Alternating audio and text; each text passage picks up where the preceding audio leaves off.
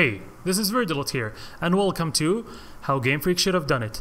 The aim of this series is to take a Pokemon that I think Gamefreak failed in giving it justice competitively and suggest a new stat distribution, ability, and or move pool, with the goal of making a Pokemon that can compete with the best of the best, while still retaining its original intent and design. And today's episode is about Lycanroc Midnight.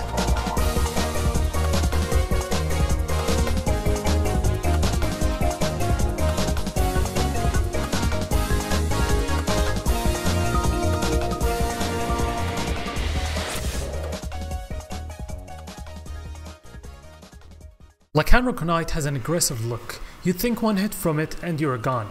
However, stats say otherwise.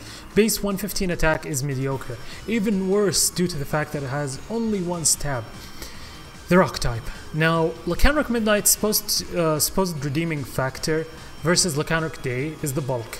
Or at least this is what Gamefreak is trying to tell us. However, Lycanroc has less than average bulk alongside a typing that has 5 weaknesses, one of which is fighting, which runs with 2 of the scariest moves, close combat and high jump kicks. There's no Pokemon that can live these moves no matter how bulky you are, maybe unless you're Mega Aggron with Filter, 230 defense.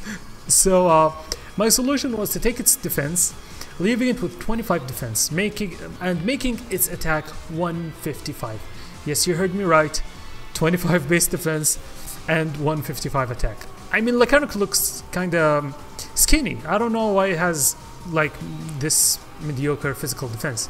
I would also take 15 from its special attack. There's no reason it would have a special attack, leaving it with base 40 and put it in its special defense, making it base 90 instead of 75.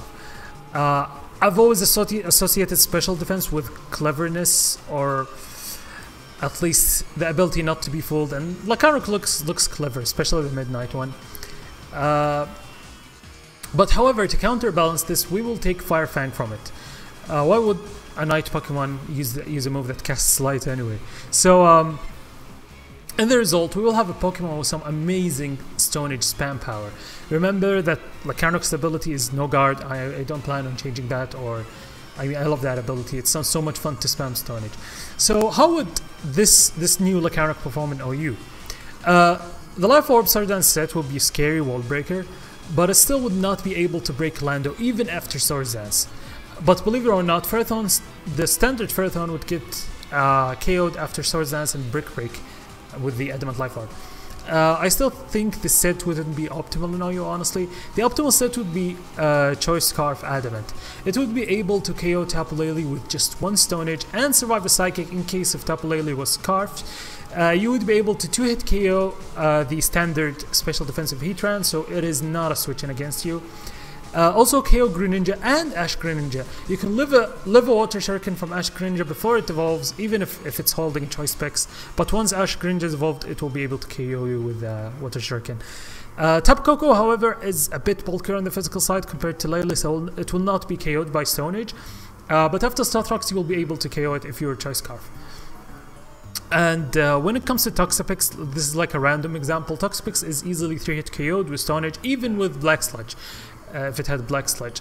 And you can easily also tank the Scald, but you are risking to be burnt, and then they'll switch out, get their Regenerator, and you'll not be able to spam your Stone Age anymore.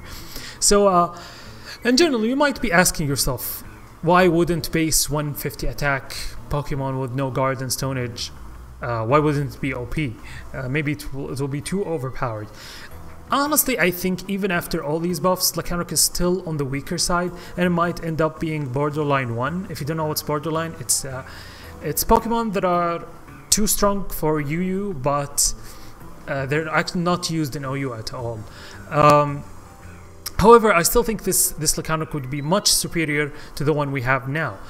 And if you still want examples if you want to know examples why this Lycanroc is not overpowered, Defensive Scissor, while still taking a lot of damage from Lycanroc Stone Age, it can KO it with the Bullet Punch because of its base 30 defense. Ferrothorn and Skarmory can switch on the Scarf set easily. Zygarde can even use this set to set up with its coils. But regardless, I think this Lycanroc would have been way more fun to play with compared to the one that Gamefreak gave us. Like this episode? Let me know by leaving a comment. Next episode is most likely about Lycanroc Day, but you can leave me suggestions on the comment section. See ya!